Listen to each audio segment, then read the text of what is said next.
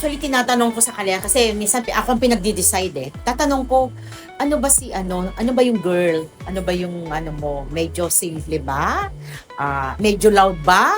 Okay?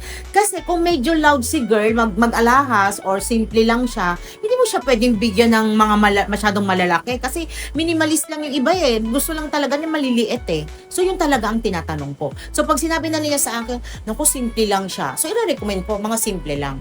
Pero pag sinabi niya, nako, unang-una yung pamilya niyan, sumisilip yan. Nako, wag po kayong magbigay ng mumurahin, sir. Baka po ipasilip sa halahera nila, masira ka pa po. O, ganun talaga. Maging honest tayo. Kasi kaya tinatanong ko eh, yan ba, ang pamilya ba niyan marunong sa alahas? Kasi baka mamaya, marunong sila sa alahas, tapos bibigyan mo ng SI. 'Di ba? Pag silip niya, ikakasal na lang kayo. Nako, ibalik mo yan. Wag nang ituloy ang kasalan, SI ang binigay sa'yo. Alam mo naman ngayon, napaka-importante talaga yung maganda pa rin yung quality. SI kasi yung pinaka mababa yun eh. SI, BS, BBS. Okay.